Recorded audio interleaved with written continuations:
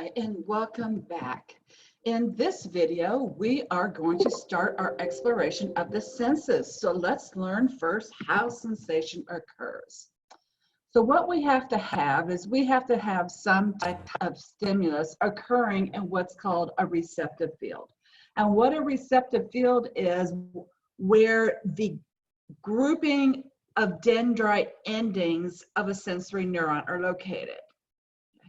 And so when that stimulus occurs, those sensory receptors are going to respond to it. And what happens on the neuron is that modality-gated channels were open. Now, we've talked previously about voltage-gated channels, which are the ones that happen when the action potential, when you hit when you have the correct amount of depolarization to have an action potential, and then it can travel down an axon. And we've also talked about chemically gated channels, for instance, when a neurotransmitter binds to its receptor. So this is the first time we're talking about modality-gated channels, and that's because by modalities, we mean what type of sensation. So these channels are only going to be receptive to certain types of sensations. So once that modality channel is activated, a process called transduction occurs. And in transduction, all that is happening is changing one form of energy to another form of energy. So the stimulus energy will now become electrical energy. And then the electrical energy can travel down the axon, just as like we have discussed for weeks now. Eventually, it can synapse with other neurons and finally make its way to the spinal cord. So whether it's coming from the skin or the muscles or internal viscera, eventually it has to make its way from the spinal cord up to the cerebral cortex for you to be aware of that sensation. So the perception that you get gives you not only the modality, in other words, what type of sensation, if it's pain, if it's heat, whatever it is. It tells you what location it's happening. It tells you how strong it is, because like for instance with pain, we can say on a scale of 1 to 10, the pain is a 2, or we can say it is a 10. Okay? And it also can tell you if it's something that was just brief or something that is ongoing. So that brings us to looking at the various types of sensation. The first group is what we call the special senses. So except for touch, these were all the senses you learned when you learned in grade school. So it's going to include things like the sense of smell and of taste and vision and hearing. And it's also going to include equilibrium. And we will talk about those after we're done talking about the general senses. So for the general senses, we are going to have input from our visceral. A lot of this input is going to be stretch or pressure related. As well, we can have some chemical input going on there. And then we're going to have somatic sensations. So let's talk about these various modalities. And that's how I think you're going to understand it better. So the first modality are those that include chemoreceptors. And so what's happening with a chemoreceptor, it is detecting the presence of either a molecule or an ion that has been dissolved in fluid. So this is how smell and taste are both going to work. It's also how things like your blood pH is monitored, as well as some of the hormones in your body. The second modality involves thermoreceptors, which respond to changes in temperature. And there's two big areas involved with thermoreceptors. The first is in your skin. We have all those free nerve endings that are monitoring temperature. And the second is your hypothalamus. And it is your hypothalamus that when it's reset gives you the fever that you often experience when you have some type of infectious illness.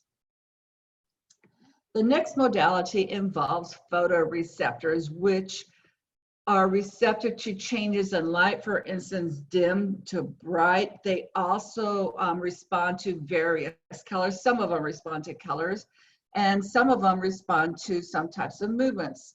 So when we talk about special senses, we're going to be, the special sense of vision, we're going to be talking about photoreceptors because all of these are located in the eye. So the picture on the right with all the purple and the blue cells, that's actually showing you all the layers in your retina. And this layer right here, which alternates between the pale and dark purple structures, those are your rods and cones, which can be clearly seen on this scanning electromicrograph in the bottom left corner.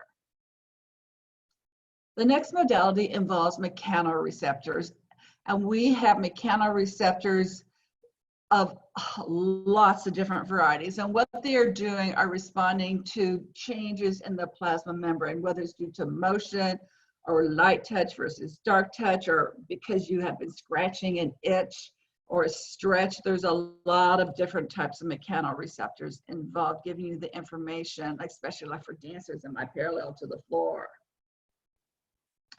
Now, a modality you may not know anything about or even have heard the word is a nociceptor.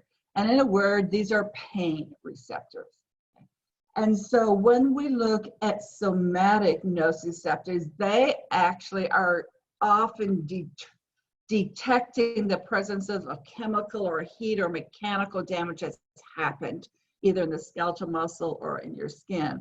Whereas the visceral mechanoreceptors, there it's oftentimes pH, yes, but an oxygen content. CO2 obviously would change the pH content, or whether the smooth muscle has been stretched, or trauma releasing chemicals. So speaking about chemicals and nociceptors, let me give you an example of nociceptor in your skin if you poke yourself with a pin. So if you poke yourself with a pin, you're going to be damaging some of the cells in your skin. And those cells are going to be releasing chemicals and stimulating a sensory neuron. And that sensory neuron then releases something called substance P. And substance P, it's really not named substance P for pain. It's named substance P because originally it was in powder form when they isolated it. But what substance P has a lot of different actions. One thing it does is it increases blood flow to the area so you can bring more inflammatory cells, and it also encourages those inflammatory cells to make a robust inflammatory reaction. And that releases all kinds of chemical mediators, which actually kind of self-propagates this. All the cytokines you may have heard about lately.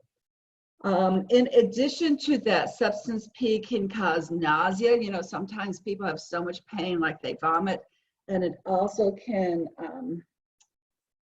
cause some itchiness at the site because histamine can cause the itchiness, and histamine is one of the chemicals that's released that triggers the inflammatory reaction.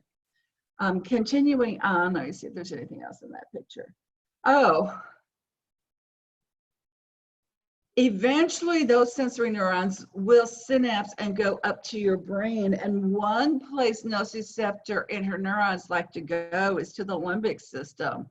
So you often have a really profound long-term memory that's created when nociceptors are stimulated.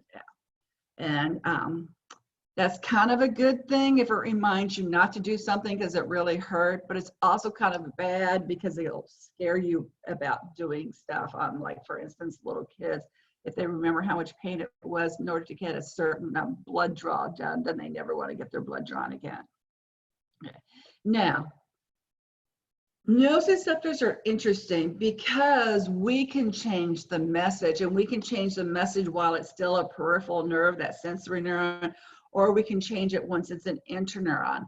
And the messages from your brain can totally influence your perception of the pain because it can kick out endorphins and enkephalins, which totally change perception. And that's why two people having the exact same stimulus, one of them would rate the pain as a 2 and the other would rate it as a 10. Okay.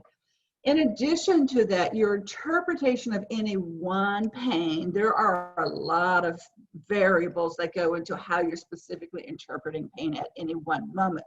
If you are emotionally upset, you are going to have a much more robust negative feeling about the pain. Whereas if you are calm at the time you have the same stimulus, you're much more able to cope with it. I already talked about the memorizing, your upbringing, your age, your sex, your attitude, cultural influences and expectations. We talk about the British with their stiff upper lip and they can handle everything. And then we also talk certain ethnic groups where it's expected that this is going to hurt a lot, so you need to make a lot of noise because it's going to hurt a lot. And so even if it doesn't really hurt you, your perception is this is really hurting me. Okay. So enough about pain. Let's move on. Okay. With that, we are done with all the ideas about how sensation occurs, and I will come back shortly and tell you about the general senses. Thank you for this, and I will see you shortly.